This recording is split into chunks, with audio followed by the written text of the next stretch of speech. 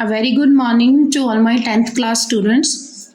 आज हम करेंगे क्लास 10th का chapter number 5 part number 2 the 100 dresses. हमने पिछले पार्ट में ये पढ़ा था कि वेंडा जो है वो एक पॉलिश गर्ल थी और मैडी और पैगी उसे चिढ़ाया करते थे कि वो गरीब है और वो भद्दे कलर की ड्रेस पहनकर आया करती थी। और क्लास में जब कंपटीशन हुआ कि 100 ड्रेसेस बनाकर दिखानी है तो वेंडा ने वो प्राइज जीता था क्योंकि उसने ड्राइंग्स बनाई थी अलग अलग कलर की। तो अब हम आगे पढ़ेंगे। और जो वेंडा थी वो उस दिन स्कूल नहीं आई थी जब उसका नाम अनाउंस किया गया जीतने के लिए। 100 ड्रेसेस पार्ट 2 में क्या था, क्लास वैसे ही चल रही थी जैसे चला करती है। प्रिंसिपल ऑफिस से मिस मैसन के लिए एक नोटिस आता है और उसे थोड़ी कठिनाई होती है उसे पढ़ने के लिए। फिर वो पूरी क्लास को क्या कहती है कि ध्यान से सुनिए। वो बहुत ज़्यादा टेंस नज़र आ रही थी। उन्होंने एक ऐसा लेटर पढ़ा जो कि वेंडा के पापा ने भेजा था। इसमें बताया गया था, सूचना दी गई थी कि वेंडा जो है वो स्कूल छोड़कर जा रही है क्योंकि उनका तबादला एक बड़े शहर में हो गया है। वेंडा के पिताजी ने स्कूल को लेटर भेजा था और उस नोट में एक तरह से एक कंप्लेंट भी लिखी हुई थी।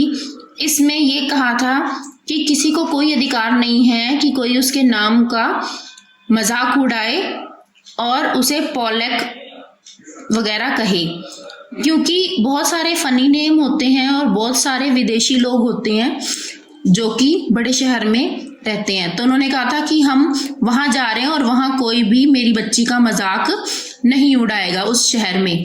पूरी क्लास जो थी वो परेशान हो गई क्योंकि वेंडा स्कूल छोड़कर चली गई थी। पर मैडी जो थी मैडी ने भी ये बात सुनी जो कि तंग किया करती थी। वो अपनी पढ़ाई पर ध्यान नहीं दे रही थी, उसे बहुत बुरा लग रहा था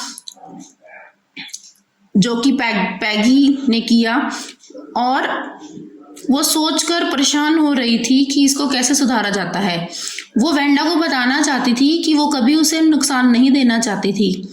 वो पैगी की तरफ देखती है और वो she did not look up. तो वो डिसाइड करती है कि वो कुछ करेगी वेंडा के लिए और उसके पुराने घर में जाएगी।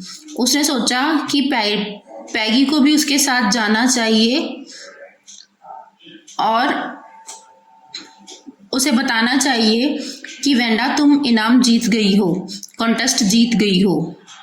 और उसे जाके ये बताएंगे कि तुमने जो ड्रेसेस बनाई थी वो बहुत ही अच्छी बनाई थी और उनका डिज़ाइन भी बहुत ही ब्यूटीफुल था। तो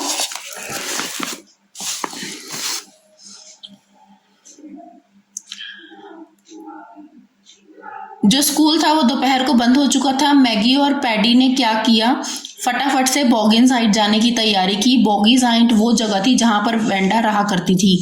रास्ते में पैगी ने कहा कि वो कभी भी किसी विदेशी का मजाक नहीं उड़ाया करेगी, ना ही उसका नाम जो है वो उल्टा बोला करेगी। मैडी ने पूरे रास्ते कुछ भी नहीं कहा, बस वो ये आस लगा रहे थे कि वो वेंडा को मिल जाएंगे और उससे जाके सॉरी बोलेंगे। पर उनकी जो रिक्वेस्ट थी वो काम नहीं कर पाई क्योंकि इतनी अच्छी गर्ल के साथ उन्होंने क्या किया था, सही तरीके से व्यवहार नहीं किया था। जैसे ही वो ऊपर पहुंचे जल्दी से फटाफट से जा रहे थे तो उन्हें एक छोटा सा वाइट कलर का घर नजर आया जो कि पेट्रॉन्स्की हाउस हो सकता है, पर वहां पर कोई निशान ही नहीं नजर आ रहे थे कि वहां पर कोई रह रहा होगा। दरवाजे पर उन्होंने नॉक किया, कोई आंसर नहीं आया। फिर उन्होंने सोचा कि लगता है पेट्रॉन्स्की चले गए हैं। वो वापस आए हिल से नीचे।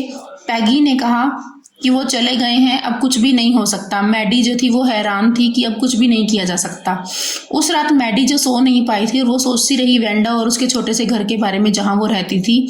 और वो हमेशा कहा करती थी, जब भी मैडी उसे चिढ़ाती थी कि तुम्हारे पास कपड़े नहीं है, तो वो कहा करती थी नहीं मेरे पास हैं, 100 ड्रेसेस हैं मेरे पास। तो उसके पास 100 पिक्चर्स थी जो कि उसने बनाई थी और उसने किस तरह से उसने क्लासरूम में उसे सजा रखा था। आज वो सो नहीं पा रही थी। वो उठती थी बेड से, सोचना शुरू कर देती थी। काफ़ी ज़्यादा सोचने के बाद उसने एक डिसीज़न लिया कि वो कभी भी किसी को कुछ भी नहीं कहेगी। अगर कोई अनकाइंडली ट्रीट करेगा किसी के साथ उसके अजीब नाम से तो वो बोलेगी, चुप नहीं रहेगी। She would not so worry if it mean being losing Peggy's friendship. फिर क्या हो गया अगर पैगी की फ्रेंडशिप नहीं मिली उसे तो। She would never make anybody unhappy again. वो किसी को भी दोबारा से नाखुश नहीं करेगी।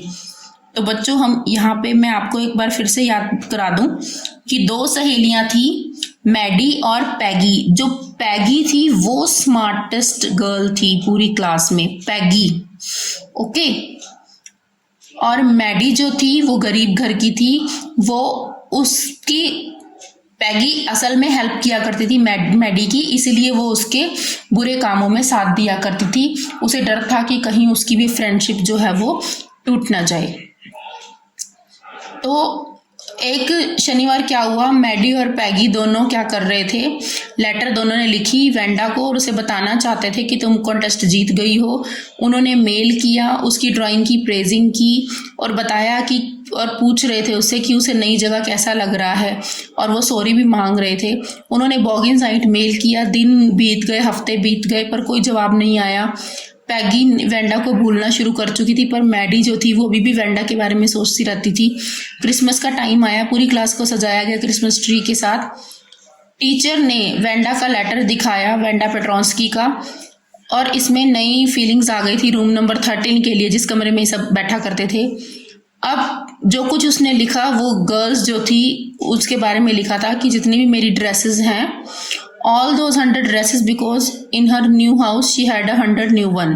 वो कहती है कि मेरी 100 ड्रेसेस स्कूल में ही रखी जाएं क्योंकि मेरे नए घर में फिर से मेरे पास 100 ड्रेसेस हैं।